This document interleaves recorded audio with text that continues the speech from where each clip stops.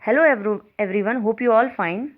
Today I am again with you with the chapter 7th triangle exercise 7.2 from question number 7th onward. See, this is the question number 7. I am going to read this question. Triangle ABC is a right angle triangle in which angle A is equal to 90 degree. This is the figure is not given in the question. You can see that this is a right angle triangle in which the angle A is equal to 90 degree and AB equal to AC. That means it is a isosceles right angle triangle. This side equal to this side. These two sides are equal. Hence we can say that both the opposite interior angles will be also equal, and we have to find out angle B and C. And since we know that it is an isosceles triangle, hence both the angles will be same. So they have written that in triangle ABC, angle A is equal to 90 degree, AB equal to AC.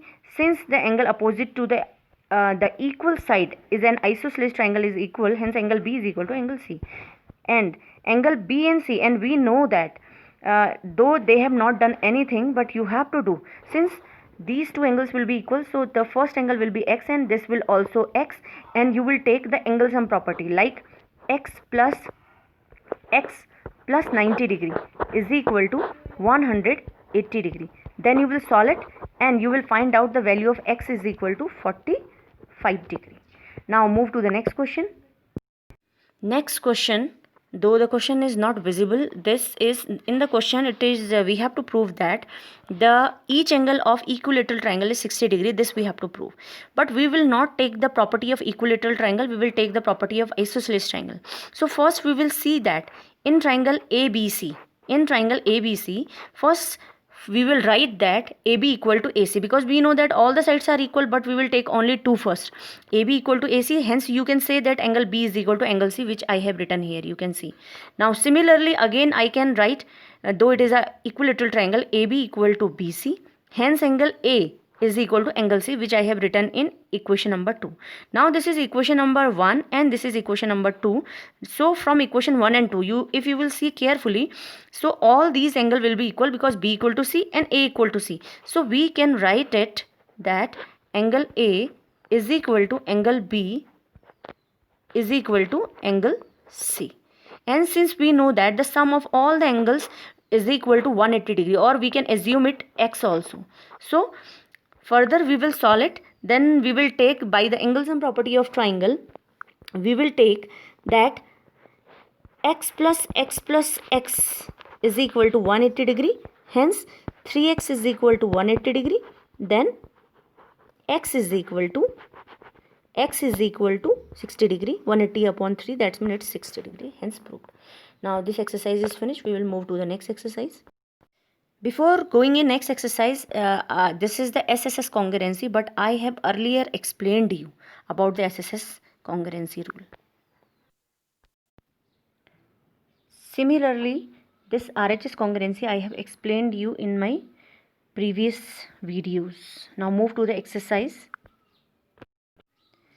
It is exercise 7.3, question number 1. I am going to read this question. Triangle ABC and triangle DBC. You can see that ABC is this triangle and DBC is this triangle.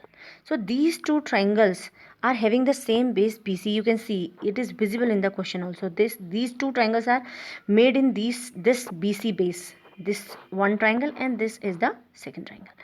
Now see, A and D are the same vertices on BC.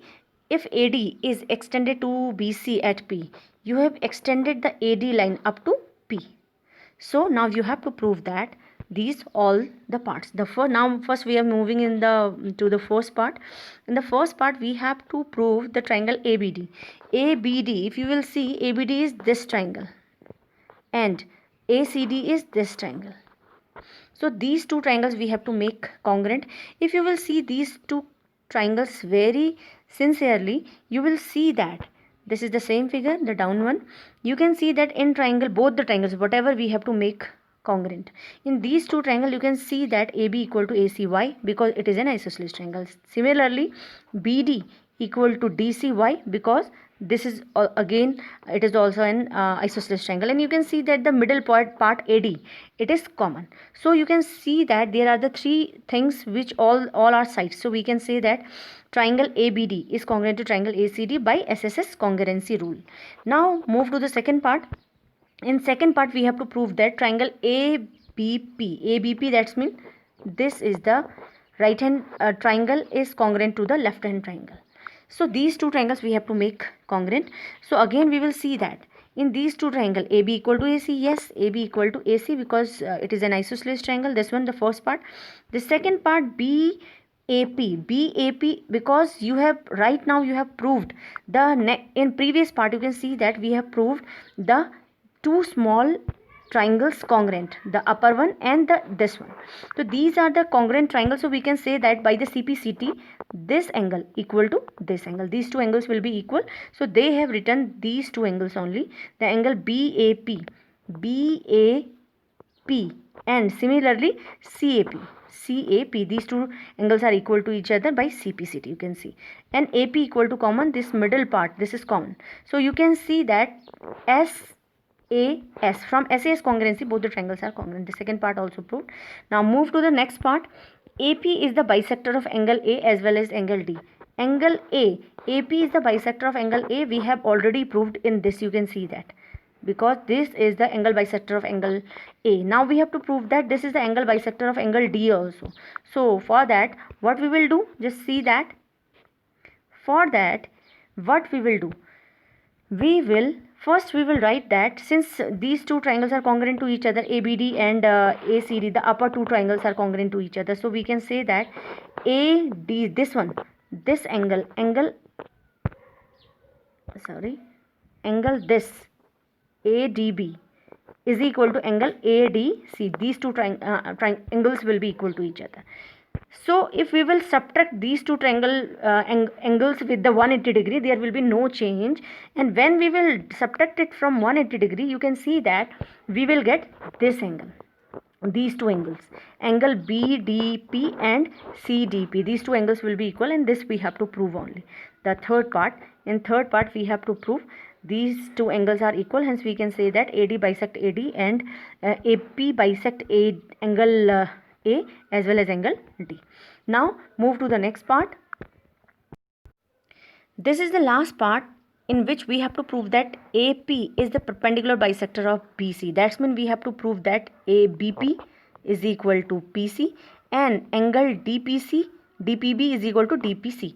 These two angles and these two sides must be equal, and we know that since these two triangles are congruent to each other, so by CPCT you can say that angle this equal to angle this, and both the angles will be equal. So you can take x and this will also x, so x plus x equal to 180 degrees. So we can say that this is 180 degree, and BP equal to PC by CPCT. You can see that we have solved in this part also the same way as I have explained. Now move to the next question.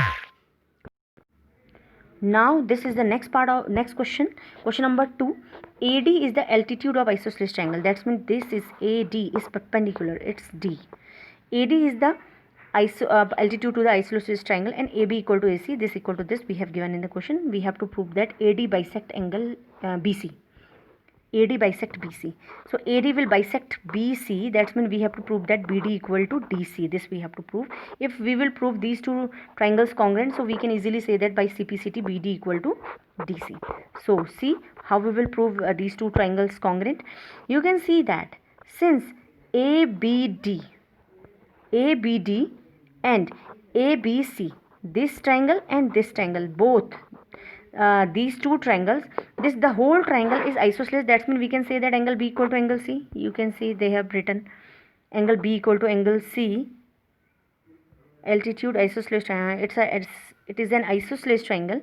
So first, and this is perpendicular also. So first they have just taken the 90 degree angles.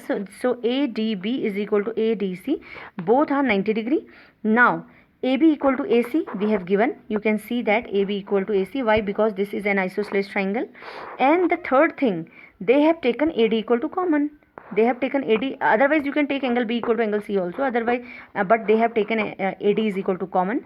So this is the SAS congruency, or SAS, not this is it is right angle, hypotenuse and side. It's a RHS congruency, right angle, hypotenuse and side. Otherwise you can do this question with the AAS congruency rule also. So by RHS congruency rule you can see that these are congruent to each other, hence BD equal to CD. The first part is proved. Similarly, AD bisect angle A. Since these two triangles are congruent to each other, so we can say that angle this is equal to angle this. Both the angles will be equal, so we can say that AD is the angle bisector of angle A. Now move to the next question. Now this is the next question, question number 3rd. I am going to read the question. The two sides AB, BC and the median AM of one triangle. That's mean for the first triangle, the AB side and BC side and this median AM, these are equal to the respective PQ and PN, this PQ and QR and PN. That's mean you can understand that this side of the first triangle is equal to this side, and this whole side of this first triangle is the whole side, the equal of this side, and this median is equal to this median. And first you should understand that what is the mean by median. Median is a line which divide the opposite line in two equal parts. That means these parts are equal, these parts are equal, and this thing we have given. And now first we have to prove the two parts. The first part is ABM. ABM is this one. This triangle is congruent to this triangle. We have to prove this. So for that, what you will do? First you will take in these two triangle. In these two triangle you will take, since AB equal to okay, they have started AB, they have written down. Okay, you can write it first also and at the second point also. AB equal to PQ, we have given in the question. Similarly, AM equal to PN, it is also given in the question. You can see that. And the next part is BC equal to QR. You can see that BC equal to QR. But when you divide, no need to write this first, you will write this one, otherwise you will get confused. BC equal to QR, you will do half of the sides. Why? Because we require the half of the side only, because this side we required. So half of BC and half of QR. So you can see that half of BC equal to AB, half of BC equal to not AB, it's half of BC equal to BM equal to, and half of QR is equal to QN, which they have written in the first only. So from SSS congruency rule you can see that from the SSS congruency rule, these two triangles will be congruent to each other. Or you can say that by CPCT, angle B equal to angle Q. Now you have to make the first triangle ABC congruent to triangle PQR. Now if you will see carefully these two triangles, you will see that in these two triangles, this side equal to this side given, and this BC equal to QR given, and we have right now proved that angle ABM, that's mean this one, this angle B is equal to angle Q. They have taken the different thing because we don't require it. Angle this is equal to angle this. So you can say that by SAS congruency, triangle this ABC is congruent to triangle PQR. You can see that they have also done this question like the same manner. Thank you very much.